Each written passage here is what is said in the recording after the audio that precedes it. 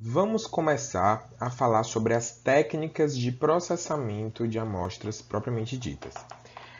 Nessa primeira apresentação, nós vamos falar sobre três técnicas: desproteinização de amostras, hidrólise de conjugados e derivatização química.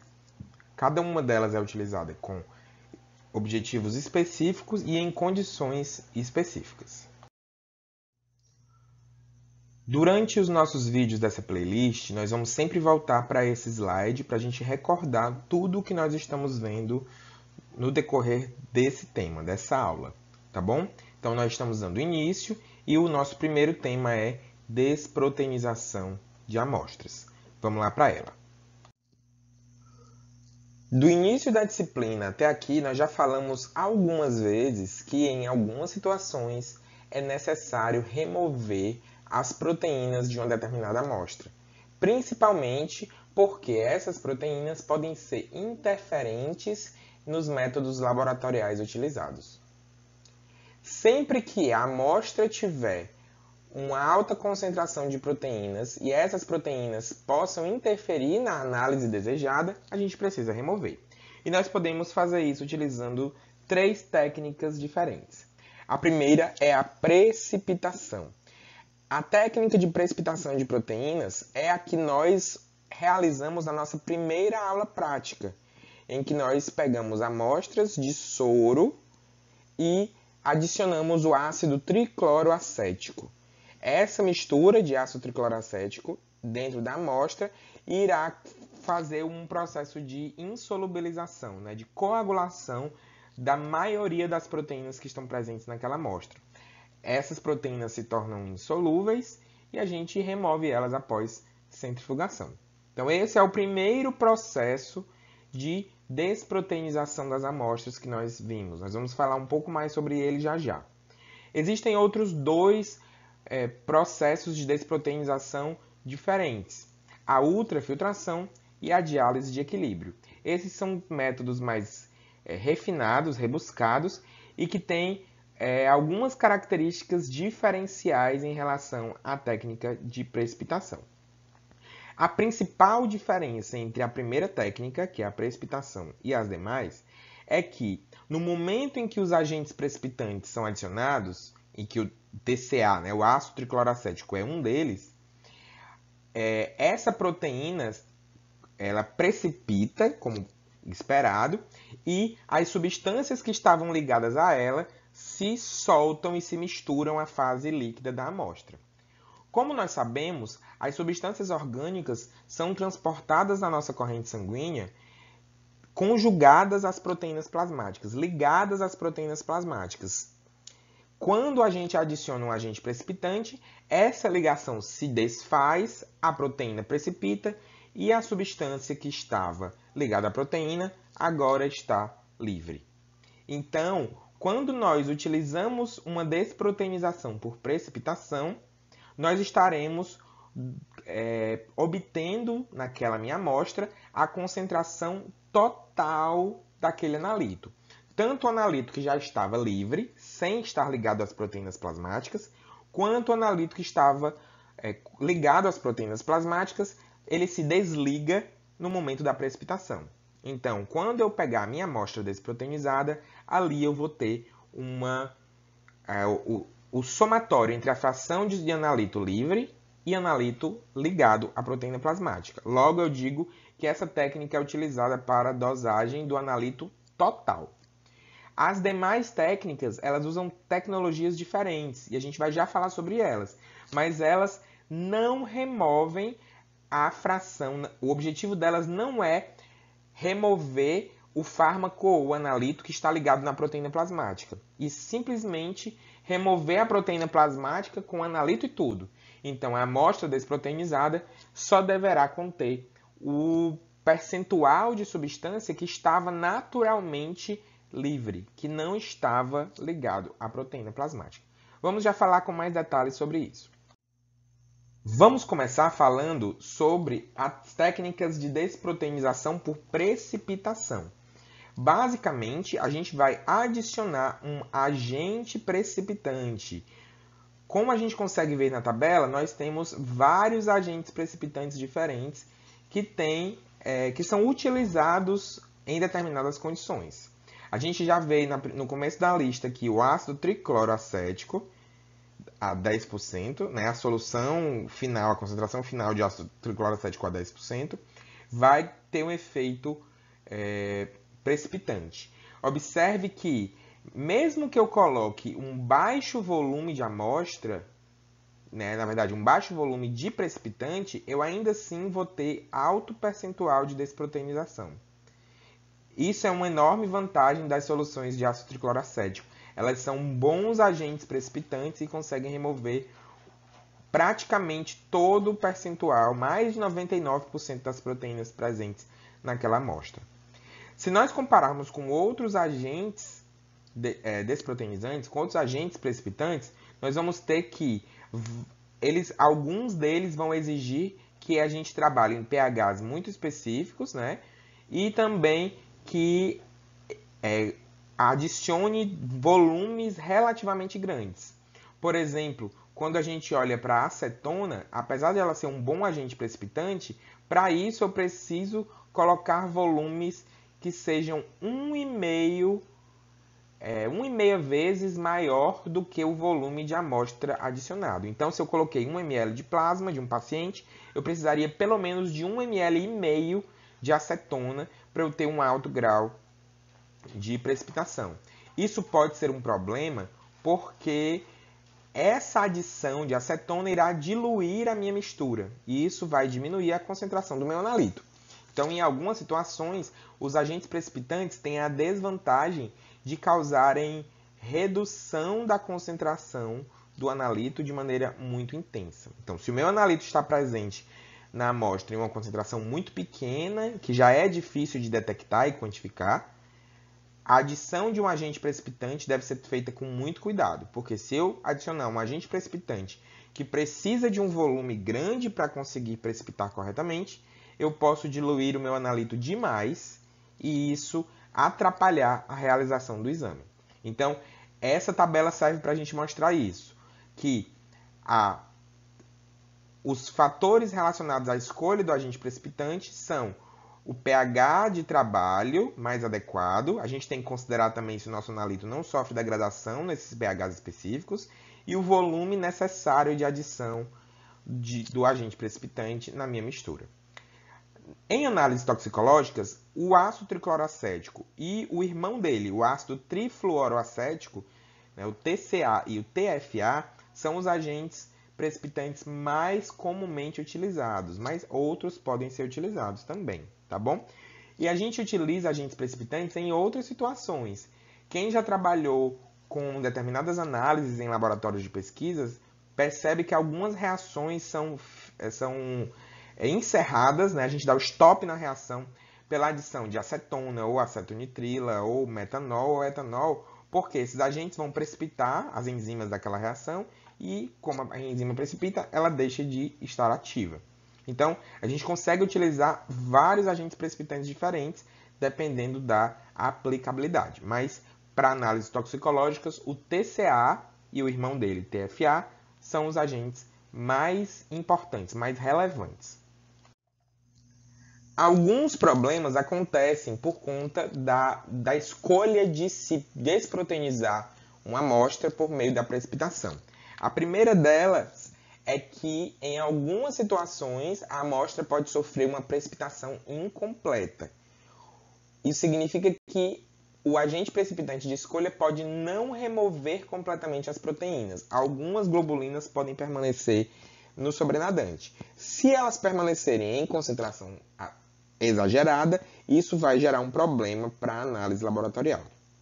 Um outro problema nós já falamos, que é a diluição da amostra. Quando eu preciso adicionar um agente precipitante, eu estou adicionando um volume de reagente que em algumas situações pode ser grande. E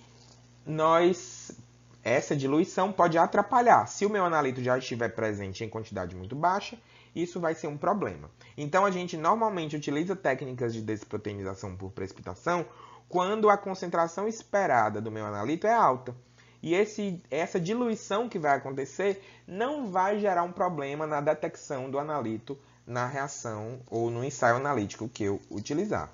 Ou então eu desproteinizo dessa forma e utilizo uma técnica bem mais sensível que vai ser capaz de identificar e quantificar o analito em concentrações bem mais baixas. E por fim, como nós estamos adicionando um reagente químico, esse reagente químico pode acabar aparecendo ou interferindo nas detecções cromatográficas. Então, não é incomum que alguns agentes desproteinizantes apareçam lá no cromatograma, lá no resultado das análises cromatográficas. Se ele simplesmente aparece em uma região que não me interessa, tudo bem, ele vai ser só um pico cromatográfico inespecífico. Mas se ele estiver numa região muito próxima do analito, isso pode ser um problema importante. Além da precipitação, uma outra forma de desproteinizar as amostras é por meio da ultrafiltração. Como o próprio nome já está dizendo, a ultrafiltração é o processo pelo qual nós utilizamos filtros e a gente passa a nossa amostra por um filtro de um tamanho de poro específico. Esses filtros eles podem ter vários tamanhos diferentes. Quando o objetivo é análise laboratorial, análises toxicológicas, o mais comum é que a gente trabalhe dentro dessa região entre 1 e 100 nanômetros. Tá? A nossa membrana tem esse poro de 1 a 100 nanômetros e nós forçamos a passagem desse líquido, tanto por meio de pressão positiva, como é o caso mostrado aqui na imagem, nessa imagem do lado direito, ou por centrifugação. Então vamos entender como funciona esse processo. Aqui no canto superior esquerdo nós estamos vendo os filtros, tá? Então eles são esses dispositivos portáteis pequenininhos, descartáveis, que no meio dessa partezinha branquinha, eu tenho uma membrana filtrante com um tamanho de poro específico.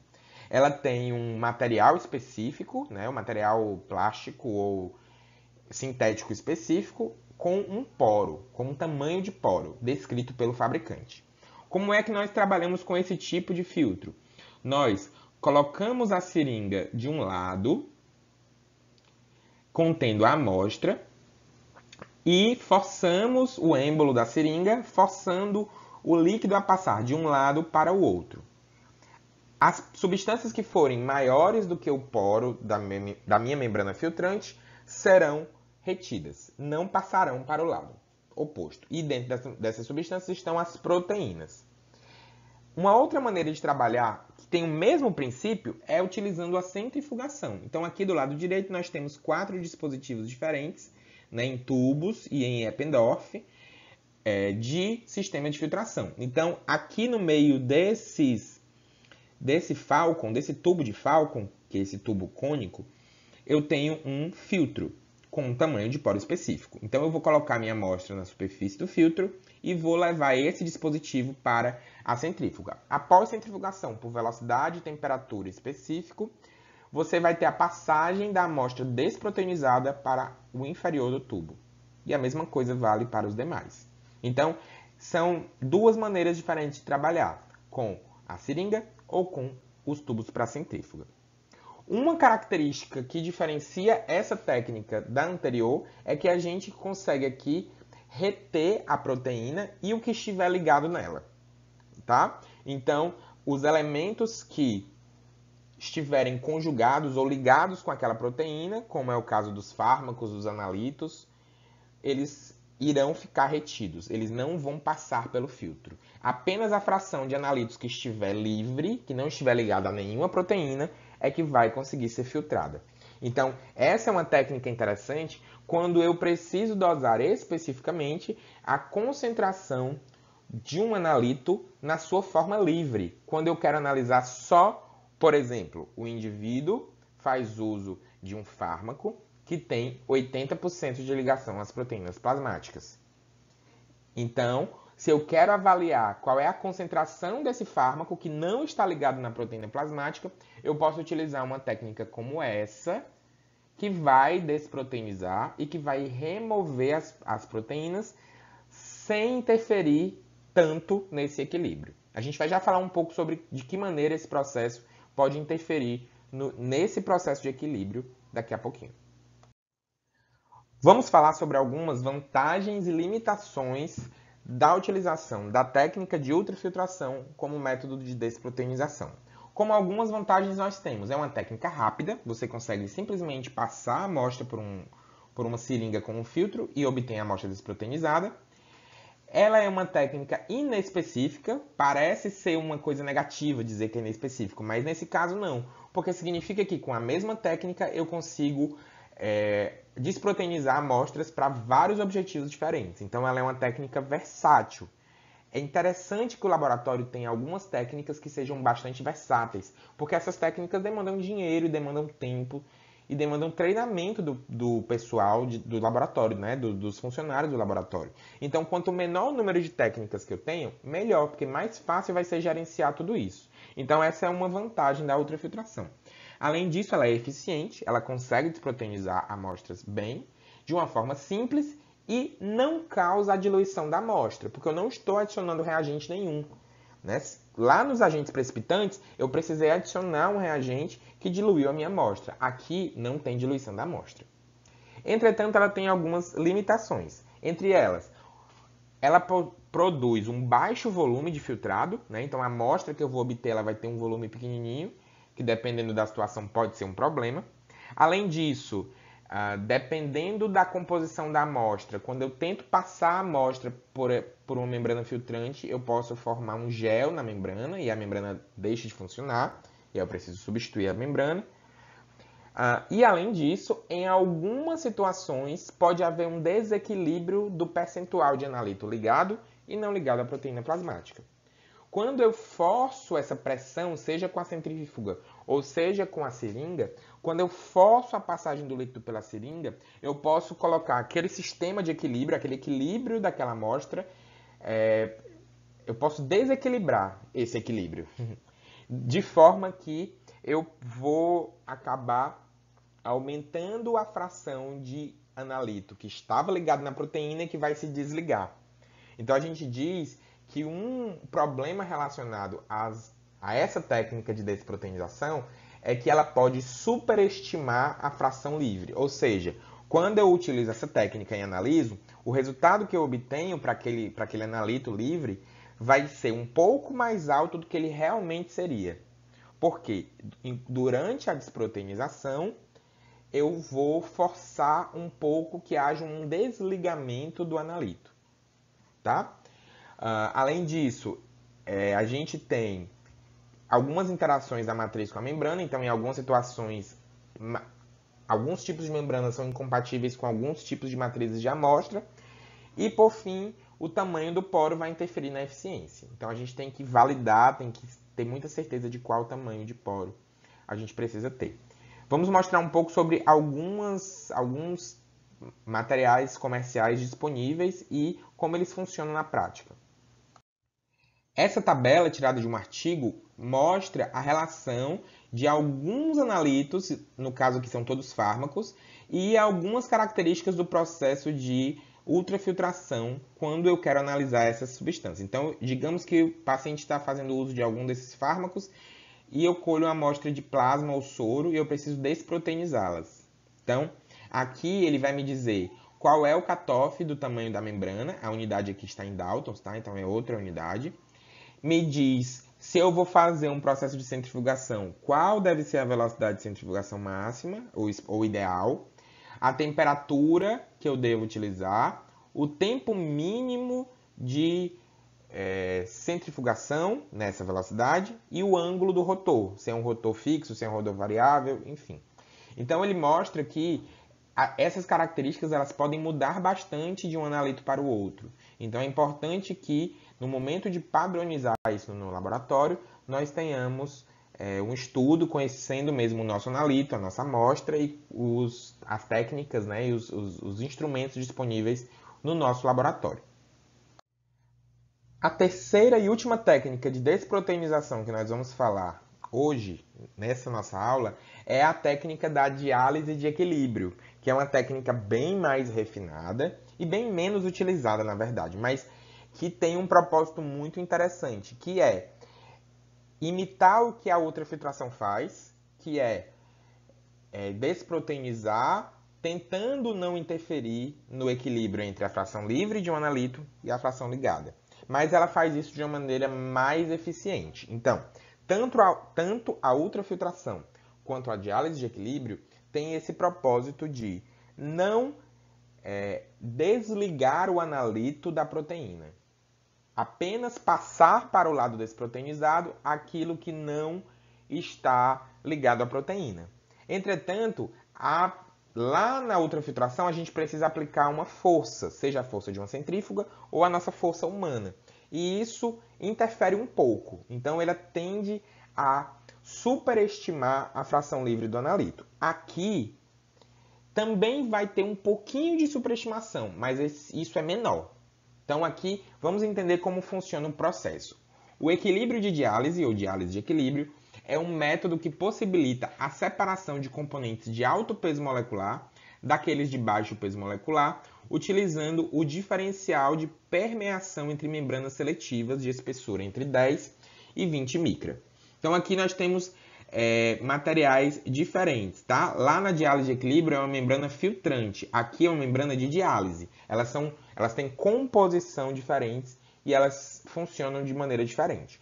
Então, aqui é uma representação, essa imagem é uma representação de como o processo funciona na prática. Então, eu vou ter um material, né, a minha amostra vai estar embalada na minha membrana de diálise, certo? Essa membrana de diálise, ela é semipermeável, de maneira que ela permite que a osmose e a difusão aconteçam, contanto que o material tenha um tamanho pequeno.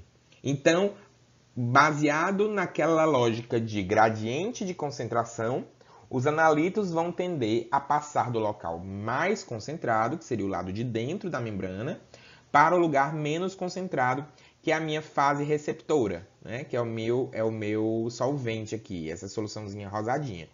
Então, isso vai acontecer no decorrer de algum tempo. Pode ser de alguns minutos ou de algumas horas. Então, depois que eu aguardo esse tempo acontecer, os analitos irão naturalmente, sem pressão nenhuma, apenas pela pressão osmótica natural das soluções, elas irão transferir da fase da amostra, que está dentro desse envolto aqui, desse material da membrana de diálise, e vai passar para essa amostra do lado de fora, que é a minha fase receptora. Dessa forma, se nós observarmos, o equilíbrio vai acontecer quando a concentração de dentro e de fora estiverem iguais. E é isso que a gente quer. Então, quando ocorrer o equilíbrio, nós sabemos que a concentração do lado de fora, que é a minha amostra desproteinizada, é igual à concentração de dentro. Então, eu vou conseguir depois, ao final da minha análise, quando eu utilizar a amostra desproteinizada no meu ensaio analítico, eu vou conseguir calcular qual era a concentração que havia inicialmente nessa amostra aqui. Então, esse é o princípio da diálise de equilíbrio. Vou mostrar para vocês um pouquinho melhor no próximo slide. Então, essa imagem mostra exatamente isso. Nós temos a interface aqui eu tenho a membrana de diálise, de um lado eu tenho a minha amostra. Se nós observarmos, eu vou ter as proteínas plasmáticas e eu vou ter o analito. Uma parte do analito está livre no plasma e uma parte está ligada à proteína plasmática. Se eu pegar essa amostra e adicionar aqui o ácido tricloracético, por exemplo, a proteína vai precipitar e essas bolinhas vermelhas vão se desgrudar e vão se misturar às demais. Então, eu estarei obtendo a concentração total daquele analito fazendo dessa forma. Certo? Já aqui, na diálise de equilíbrio, eu vou utilizar, sem aplicar nenhuma pressão, apenas pela diferença de concentração desse lado e desse lado, que aqui eu adiciono um solvente. Naturalmente, como essa membrana é semipermeável, vai haver osmose de um lado para o outro e difusão também. E quando isso acontece, os analitos que estiverem livres irão passando lentamente para o outro lado, até que a concentração de um lado se iguala à concentração do outro. Como a proteína plasmática é grande, ela não consegue atravessar a membrana de diálise. Perceba que existe uma diferença importante da técnica de ultrafiltração para cá, que é o fato de que na técnica de ultrafiltração eu precisei aplicar uma força. Aqui eu não preciso aplicar força nenhuma. Isso causa uma diferença importante na performance, no desempenho desse processo de desproteinização. Vamos discutir um pouco sobre isso. Essa figura mostra a comparação entre as duas técnicas. Então, do lado esquerdo nós temos a ultrafiltração, do lado direito nós temos a diálise de equilíbrio. Perceba que existem algumas semelhanças, mas algumas diferenças. Então, as semelhanças são, em ambos os casos eu vou ter uma barreira física, que vão ser membranas. E que, ao final, apenas a fração livre deve, naturalmente, passar para o material desproteinizado em ambos os casos. Mas existem algumas diferenças. Primeira diferença, a ultrafiltração utiliza membranas filtrantes, com poros específicos. E a diálise de equilíbrio utiliza membranas de diálise, que têm a característica de serem semipermeáveis e que permitem os processos de osmose e de difusão acontecerem naturalmente. Uma outra diferença é que, na ultrafiltração, eu vou aplicar uma pressão e o analito vai passar apenas em uma direção. Então, ele só consegue passar no sentido da pressão que eu estou aplicando. Já na diálise de equilíbrio, isso aqui acontece naturalmente em uma incubação mais longa, de forma que o analito ele vai passando mais gradativamente. E como essa membrana é semipermeável, o analito e a água conseguem passar para ambos os lados a depender da concentração. Essas diferenças elas causam um impacto sobre o desempenho delas no processo de desproteinização. Ambas vão desproteinizar de maneira muito parecida, mas como aqui, no lado da ultrafiltração, eu precisei aplicar uma pressão, à medida que eu aplico a pressão, um pouco dessas moléculas que estão ligadas à proteína podem se desligando.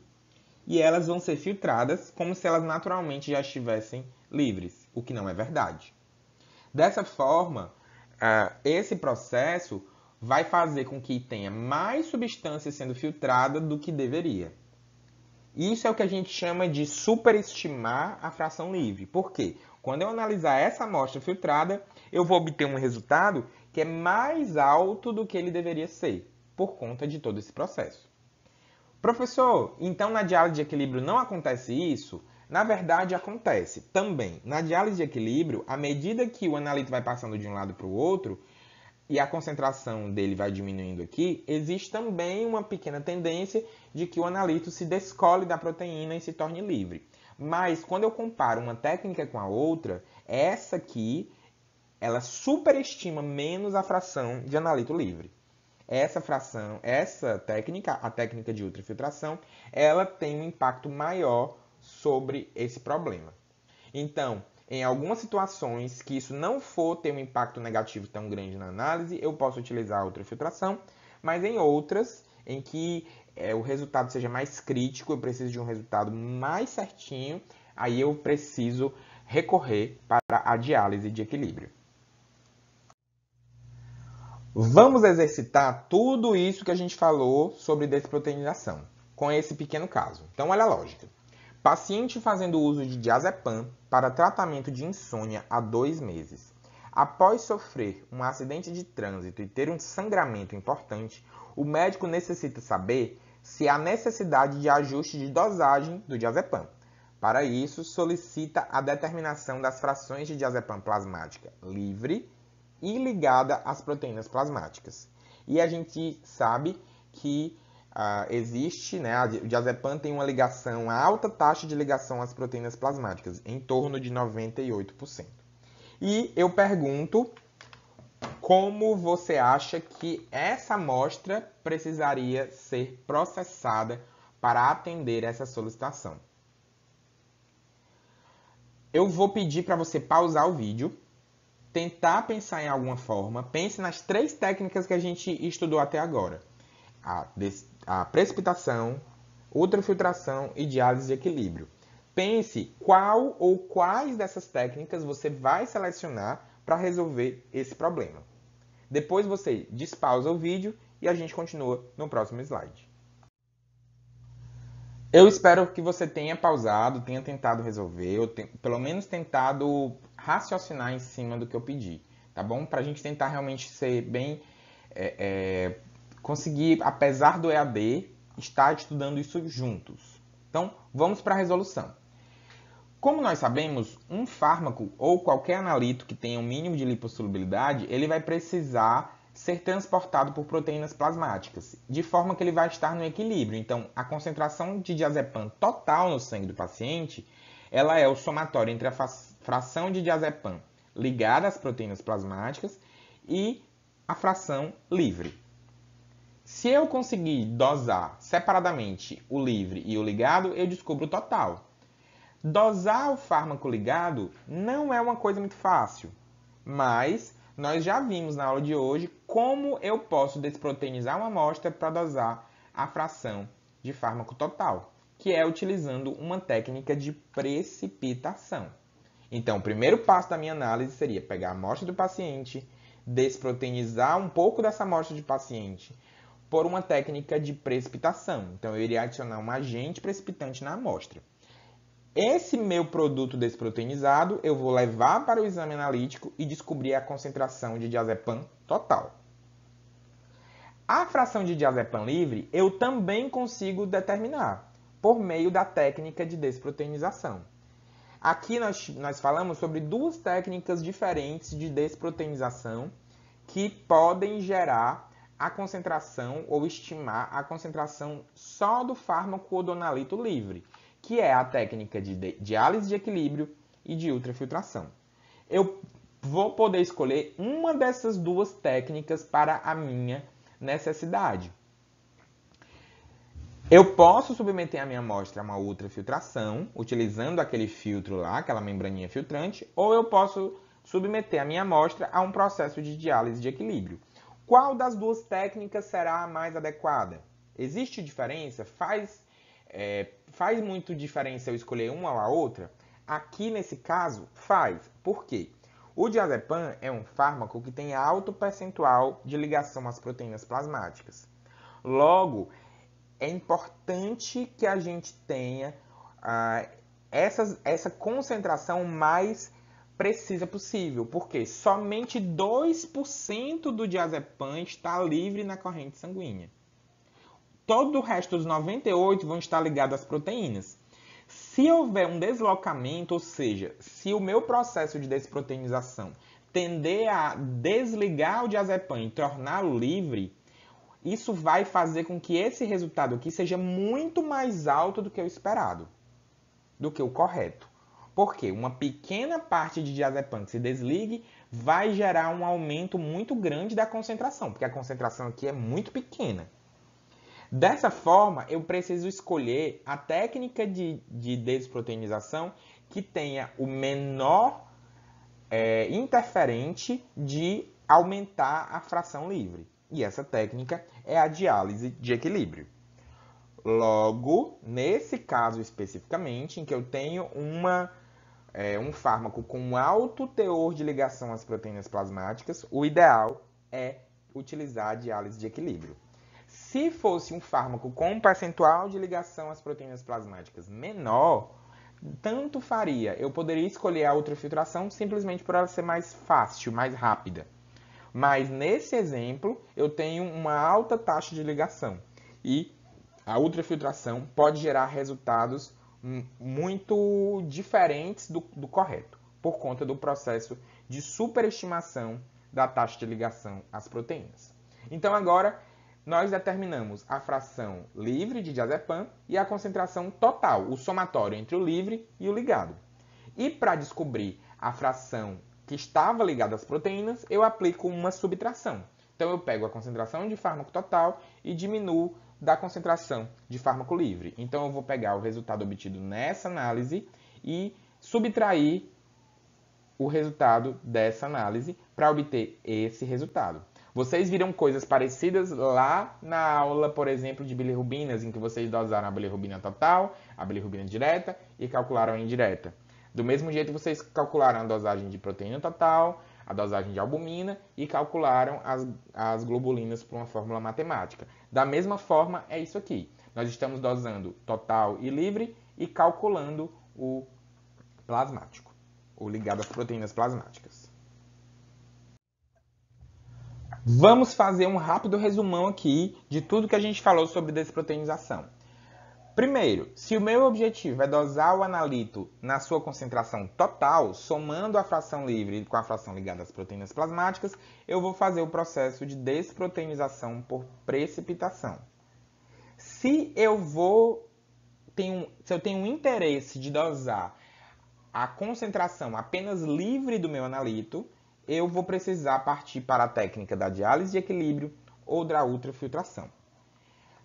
Se o meu fármaco tem um percentual de ligação às proteínas plasmáticas baixo, em torno de 70% até 85%, quase 90%, é seguro fazer a ultrafiltração, porque em concentrações terapêuticas já vai haver uma saturação desse processo de ligação. Então, por mais que aconteça o processo de desligamento durante a desproteinização, ou seja, por mais que a ultrafiltração force um pouco do fármaco a se desligar da proteína, isso não vai gerar um impacto tão grande no resultado. Em compensação, quando o meu analito tiver um alto percentual de ligação às proteínas plasmáticas, ou quando o paciente tiver feito uma sobredose daquele agente, que o paciente tomou concentrações fora do esperado, é mais recomendado se desproteinizar por meio da diálise de equilíbrio, porque não vai haver uma interferência tão grande no resultado final. Tudo bem, gente? Deu para entender? Finalmente terminamos a parte de desproteinização. Vamos passar agora para a hidrólise de conjugados.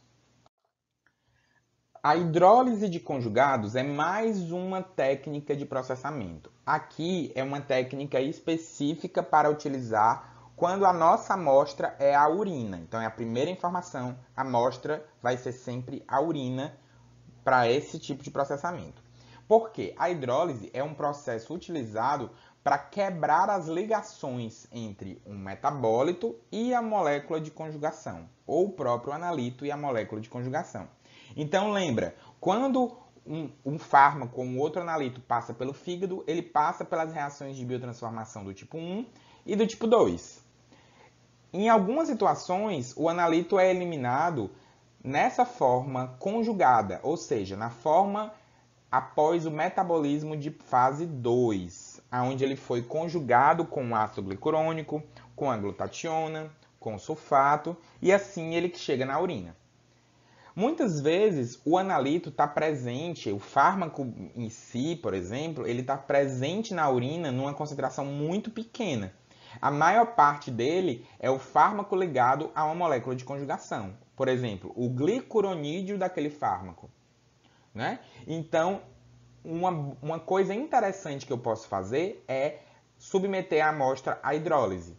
A hidrólise vai quebrar essa ligação entre o ácido glicurônico e o fármaco. E a concentração de fármaco na amostra vai aumentar. Isso é interessante quando eu quero analisar uma amostra por uma técnica qualitativa. Eu só quero que ela me diga se o resultado é positivo ou negativo. Se a concentração do analito estiver muito baixa na amostra, eu posso submeter ela à hidrólise.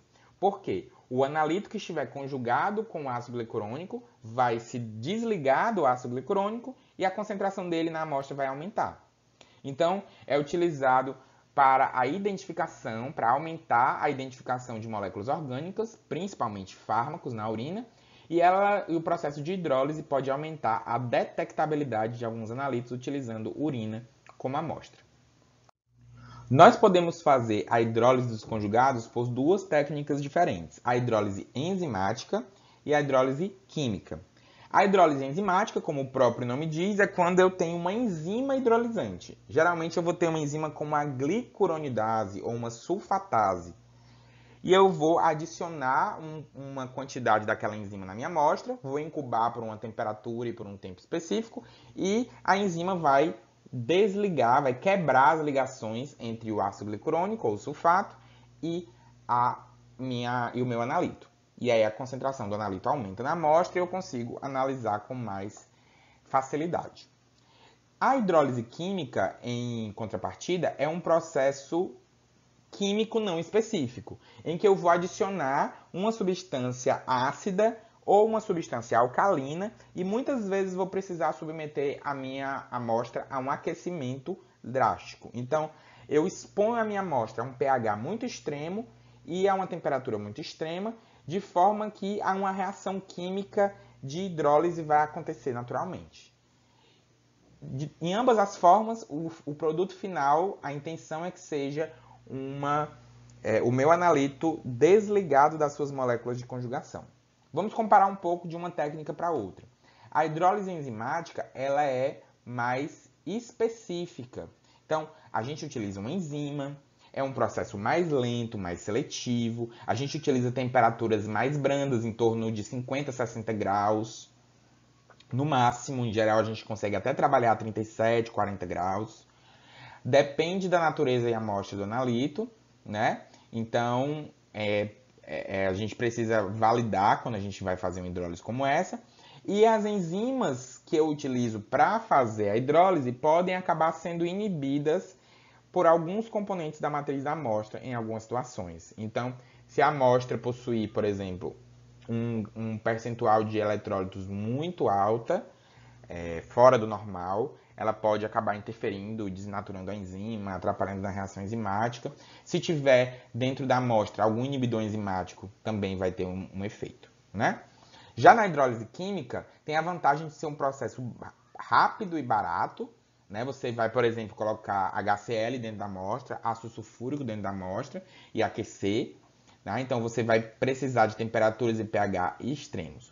Como você está trabalhando com uma técnica muito inespecífica, nesse caso aqui, o que acontece é que esses agentes vão acabar hidrolisando várias moléculas diferentes dentro da amostra. O que tiver na amostra e for passível de hidrólise vai acabar sofrendo hidrólise. Então a gente pode acabar gerando alguns subprodutos nesse caso.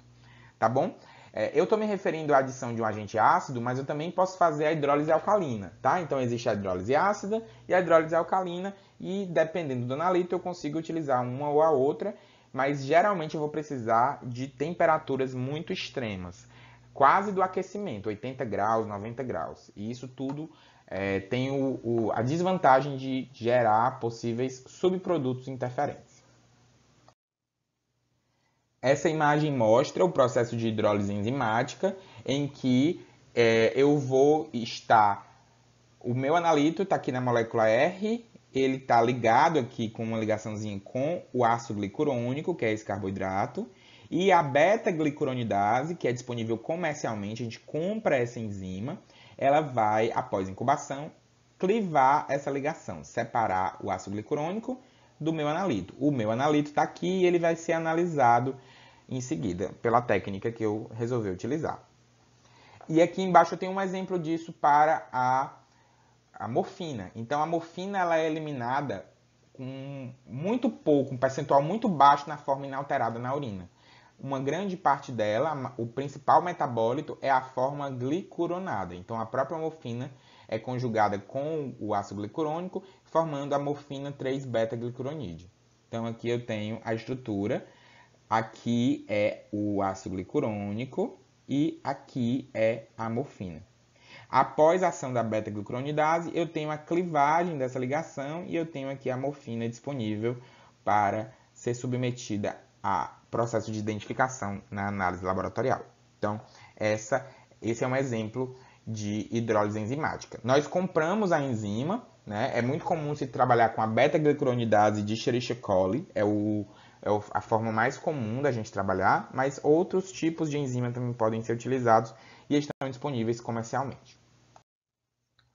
Aqui mostra a diferença entre o procedimento de uma hidrólise química e uma hidrólise enzimática. Olha a lógica. Aqui eu tenho a hidrólise ácida, em que eu vou pegar 1 ml de urina de um paciente e adicionar 1 ml de ácido clorídrico concentrado. 37% é o ácido clorídrico concentrado. Eu vou deixar isso por 15 minutos a 100 graus, e isso é o processo de desproteinização. Já na hidrólise enzimática, eu vou ter aqui a lógica de 1 ml de urina mais 1 ml de uma solução tampão para ajuste de pH e mais uma quantidade da enzima, que vai ser uma beta-glicuronidase ou uma sulfatase, dependendo do analito que eu quero avaliar, certo? Vou deixar incubando numa temperatura bem mais baixa, mas consequentemente durante um período de tempo bem maior. Essa temperatura e tempo varia de caso a caso, aqui é só um exemplo, tá bom? E a diferença aqui é que eu tenho a hidrólise química, ela é rápida, mas tem baixa seletividade, e a hidrólise enzimática, ela tem alta seletividade e é um processo lento. E também um pouco mais caro, porque você precisa comprar a enzima, que é um produto um pouquinho mais caro do que um reagente como HCl. Hidrólise foi rápido. Estamos chegando ao final da nossa aula, falta falar apenas de uma técnica. Lembrando que as técnicas de extração ficarão para os próximos vídeos que estão na sequência dessa playlist. Então, a última técnica que a gente vai falar nesse vídeo é derivatização. Vamos entender o que é isso. Em algumas situações, a metodologia analítica que eu tenho disponível no laboratório para um determinado caso, para uma determinada situação, exige que o meu analito tenha algumas características bem específicas. Vamos dar um exemplo para isso. O laboratório dispõe de um cromatógrafo gasoso para a dosagem de fármacos em soro ou plasma humano. Então, a gente já sabe que a tecnologia, que a metodologia analítica é a cromatografia gasosa. A cromatografia gasosa nós vamos estudar na aula da semana que vem, mas já adiantando para vocês. A cromatografia gasosa exige que o analito a ser avaliado, a ser medido, seja gasoso ou volátil, ou seja, ele tem que ser um gás ou ele tem que ser volátil, e que ele seja termoestável, ou seja, ele não pode se degradar facilmente quando eu aqueço, porque toda a determinação é feita sob aquecimento. Então, para que eu consiga analisar utilizando o CG, a amostra, o analito que eu vou avaliar, ele tem que ser gasoso ou volátil e ele tem que aguentar temperaturas altas. Isso é uma exigência. Se o meu analito não respeitar essas exigências, eu não posso trabalhar com ele para essa técnica, porque ele não vai ser adequado. Então, tudo bem. Se eu vou analisar o ar ambiental, isso não é um problema, porque o ar já está na forma gasosa. Se eu vou analisar etanol numa amostra de sangue, por exemplo, porque o cara foi pego dirigindo e bebendo, também não é um problema, porque facilmente o etanol se volatiliza, ele é uma substância volátil. Mas e se o meu fármaco, se o meu analito não tiver essas características? Ele não for gasoso, ele não for volátil, ele não for termoestável. Como é que eu resolvo isso? Eu resolvo utilizando a técnica da derivatização química. A derivatização é uma técnica de alteração química de um analito que tem o objetivo de modificar as suas características físico-químicas. Que características? Polaridade, volatilidade e estabilidade térmica, permitindo assim que esse analito seja analisado por cromatografia gasosa. Então, se o meu analito não é volátil e não é termoestável, eu vou transformá-lo em uma molécula mais volátil e mais termoestável, utilizando a derivatização química. Vamos ver de que forma isso é feito. Então, mais uma vez, a derivatização química, ela compreende um grupo de reações químicas utilizadas para aumentar a volatilidade de uma molécula e ou reduzir a sua polaridade, facilitando que essa molécula seja analisada por cromatografia gasosa. Então, toda a lógica da derivatização química para essa nossa aplicação, a gente pode derivatizar moléculas para muitas outras aplicações, tá? Mas para a nossa aplicação aqui, toda a lógica por trás disso é transformar o nosso analito, o nosso fármaco, o que a gente está tentando analisar, em uma molécula mais volátil. Porque essa molécula mais volátil vai ser analisada por cromatografia gasosa muito mais facilmente. Como fazer isso? Existem alguns grupos funcionais que a molécula pode ter e que atrapalham, reduzem a sua volatilidade. Aqui eu citei alguns. Ácido carboxílico, hidroxila, amino e tiol são grupos problemáticos. Por quê? Esses grupos funcionais conseguem fazer ligações de hidrogênio, que é o que a gente antigamente chamava de ponte de hidrogênio. Esse é um termo em desuso, tá? O termo mais correto é ligação de hidrogênio. Esses grupos funcionais podem fazer ligação de hidrogênio com a água da amostra. E isso faz com que essas moléculas não se volatilizem tão facilmente, porque elas estão ligadas com a água pela ligação de hidrogênio. Então, a reação de derivatização vai ter o papel de remover ou alterar esses grupos funcionais para impedir que essas ligações de hidrogênio aconteçam e assim o analito se torne muito mais facilmente volatilizado. Então, aqui está mostrando uma técnica bastante comum, que é a técnica de sililação, que é quando eu faço uma derivatização mediada pelo silício, tá? Então, nós temos algumas técnicas, a alquilação, a acilação e a sililação. Aqui embaixo eu estou mostrando um exemplo de técnica de sililação. Então, eu vou ter o meu analito, que tem um hidrogênio capaz de fazer ligação de hidrogênio. Eu vou misturá-lo com um reagente sililante, que ele tem esse grupo Si aqui, certo? SiX. E após a reação acontecer, o grupo sililante, né, que seria esse grupo R3Si, passa para o meu analito. Então, meu analito agora está derivatizado. Ele está feito uma ligação covalente com o silício.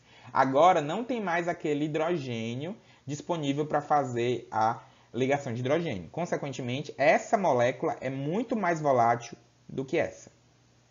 E o meu reagente X aí vai embora junto com o hidrogênio. Então, aqui eu produzo um derivado da minha molécula original com uma volatilidade mais alta. É por isso que a gente chama de derivatização, porque eu estou produzindo um derivado da minha molécula, que nesse caso o objetivo é aumentar a volatilidade. Lembra, derivatização química a gente pode fazer para muitas outras coisas. Essa é a derivatização química para a análise, para as análises toxicológicas.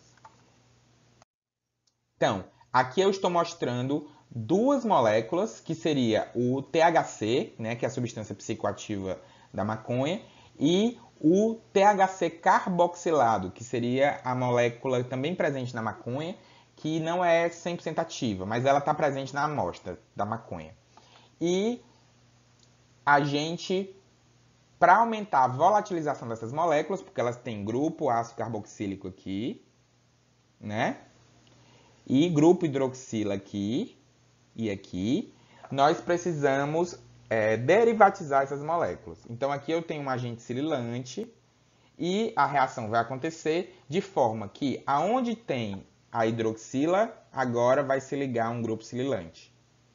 Aonde tem o ácido carboxílico, também vai se ligar o grupo sililante.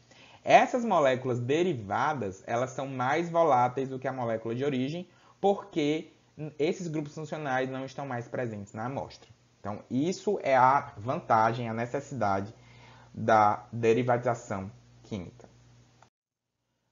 Para finalizar essa aula, eu mostro para você apenas mais uma forma de se derivatizar um analito. No caso, o analito são esses carboidratos, que eles vão ter vários grupamentos OH na sua estrutura, né? Porque eles são carboidratos. Então, eles vão ter vários pontos diferentes onde podem acontecer ligações de hidrogênio. Quando eu faço a derivatização, eu preciso removê-los. Nesse caso, eu estou utilizando duas técnicas diferentes aqui, que são técnicas de acetilação. Tá? Utilizando ácido acetacético, piridina, eu vou produzir aqui, aonde tinha um hidrogênio, tem um grupo acetil ligado aqui em todos os locais onde antes havia uma hidroxila, agora virou um O e um grupo acetato. Né? Um oxigênio e um grupo acetato. Da mesma forma que eu tenho a ocorrência desses processos. Então, sempre que eu tiver um analito pouco volátil e eu precisá-lo analisar por CG, por cromatografia gasosa, o ideal é que eu faça um processo de derivatização química. Isso, gente, tem um papel muito importante Por quê? A cromatografia gasosa é, hoje em dia, uma das técnicas mais poderosas de separação cromatográfica que existem. Ela consegue separar muito bem, analisar várias coisas a baixíssimas concentrações.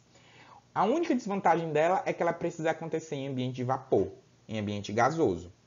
E com a derivatização química, a gente resolve esse problema, porque qualquer molécula que não for volátil consegue ser transformada numa substância volátil por meio de uma reação como essa.